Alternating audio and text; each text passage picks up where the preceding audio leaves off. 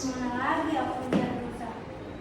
Aku sudah menjelajahi seluruh hutan dari pagi sampai siang ini, tapi aku tidak menemukan satu ekor rusa pun di sini. Aku tidak ingin pulang jika tidak membawa hasil apapun, karena itu akan mengecewakan bunda. Lalu aku harus apa? Dengan sangat terpaksa, dia mengambil sebatang panah dan mengarahkannya pada Tumang. Maafkan aku, Tumang. Terpaksa panah ini kuarahkan kepadamu. Tak lama kemudian, si Tumang pun sekolah, kemudian mati. Tibanya di rumah, sang kuryang menyerahkan daging Tumang pada ibunya.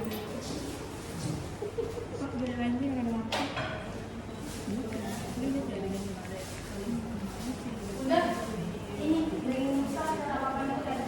Terima kasih, Nak. Hebat sekali. Bunda sangat bangga padamu. Kau sudah pintar berburu rusa. Setelah menerima daging buruan sang kuryang, Dayang Sumbi melanjutkan acara pestanya. Sesaat setelah pesta usai, Dayang Sumbi teringat pada si Tumang. Duh, gimana ya si Tumang? Dari kemarin aku tidak melihatnya. Coba aku tanyakan pada sang kuryang. Sang kuryang, sang kuryang. Ya Bunda, ada apa Bunda memanggilku? Gimana si Tumang, Nak? Bukannya kemarin ia pergi berburu bersamaku. Tumang sudah mati, Bunda. Mati?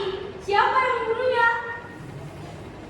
Kemarin, waktu aku pergi berburu ke hutan, aku sudah menjelajahi seluruh hutan dari pagi sampai siang, tapi aku tidak menemukan satu ekor rusa pun untuk berburu. Aku tidak ingin pulang, mengecewakan Bunda yang bilang bahwa hasil tak makan apapun. Jadi terpaksa anakku kuarahkan kepada si Tumang. Jadi daging yang kau serahkan pada Bunda kemarin itu dagingnya si Tumang? Betul Bunda. Ah, dasar anak tak tahu diri. Bukan main marahnya, Dayang Sumbi begitu mendengar cerita itu. Dasar pembunuh. Ah, Menepuk kepala sang kuryang dengan sendok nasi yang dipegangnya. sebegitu marahnya kau Bunda kepadaku sampai Bunda tega memukulku. Baiklah, aku akan pergi membara untuk menebus semua kesalahanku. Sang Kuryang, jangan pergi nak. Bunda sangat menyesal telah melukaimu. Tapi sayang, semua sudah terlanjur. Sang kuryang tetap berlalu pergi meninggalkan ibunya. Dayang Sumbi pun berdoa kepada para dewata agar bisa dipertemukan kembali dengan putranya. Doanya didengar para dewata penghuni kayangan. Dayang Sumbi diberi kemudahan dan kecantikan abadi, bahkan lebih cantik dari sebelumnya. Bertahun-tahun kemudian, sang kuryang yang telah melalang warna ke seluruh penjuru bumi memutuskan untuk kembali ke kampung halamannya. Sesampai dari sana, sang kuryang terkejut karena semuanya sudah berubah. Dia tambah terkejut saat di jalan bertemu seorang wanita yang tak lain tak bukan adalah Dayang Sumbi. Namun mereka tak saling mengenal. Siapa yang aku sangat menyukainya. Siapa yang sudah datang di jalan itu? Tadi terus memperhatikan. Aku jadi gak lagi berani. Jika dia melamarku untuk menjadi istrinya, aku mau.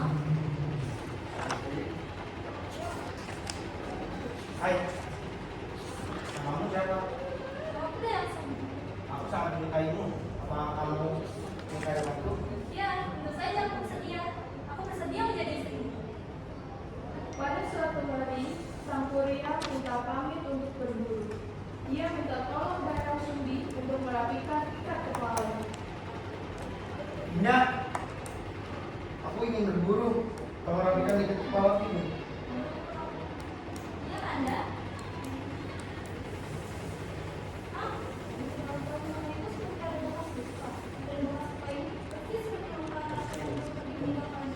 Anda, di kepalamu seperti ada bekas luka. Luka karena apa?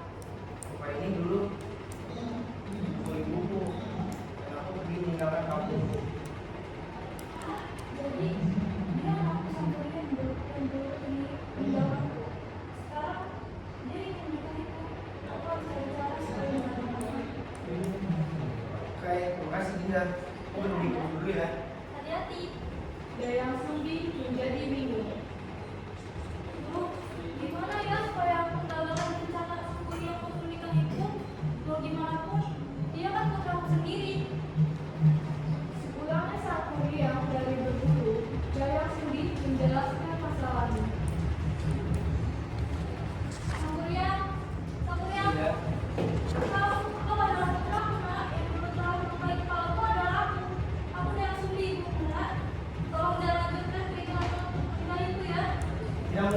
Aku tidak percaya. Dengarlah nak, yang beberapa teman itu adalah benar. Aku ini ibumu. Aku tidak percaya. Aku tetap ingin menikahimu. Setelah Dayasumi menjelaskan tentang dirinya, namun hal itu hanya dianggap angin lalu oleh sang pria. Dayasumi pun berpikir bagaimana caranya supaya pernikahan mereka gagal. Selama berhari-hari, Dayasumi berpikir, akhirnya menemukan juga caranya. Dia akhirnya memutuskan untuk mengajukan syarat perkawinan yang tak mungkin dikabulkan oleh sang pria. Dia pun menemui sang pria.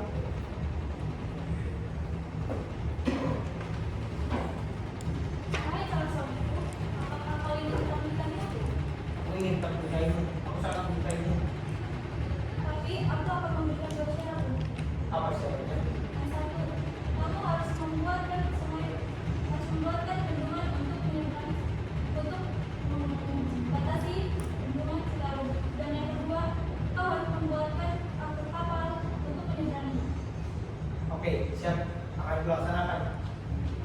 Tak lama kemudian, sang pria pun pergi berlari dari hadapan Dayasumi dan segera bekerja melaksanakan permintaan Dayasumi. Tak lupa, dia juga menggunakan kekuatan yang dia dapat dari ayahnya untuk memanggil Jin-Jin dan membantunya. Dengan lumpur dan tanah, mereka membendung air dari sungai dan mata air. Beberapa saat sebelum fajar, sang pria memegang sebuah pohon besar untuk membuat sebilah perahu. Aduh, gimana ini? Pekerjaan sampurnya sebentar lagi akan terjadi. Aku harus cari cara untuk menggagalkannya. Ketika Dayasumi melihat bahwa sang pria hampir menyelesaikan pekerjaannya, dia berdoa pada dewa-dewa untuk merintangi pekerjaan anaknya dan mempercepat datangnya pagi.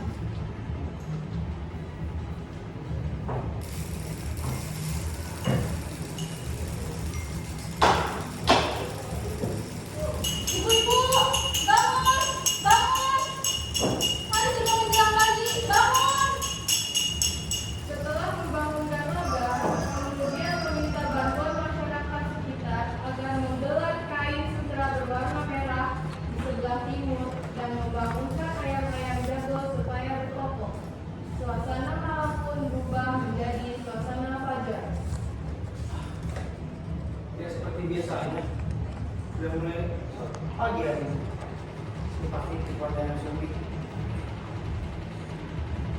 Sang pria pun menghentikan pekerjaannya karena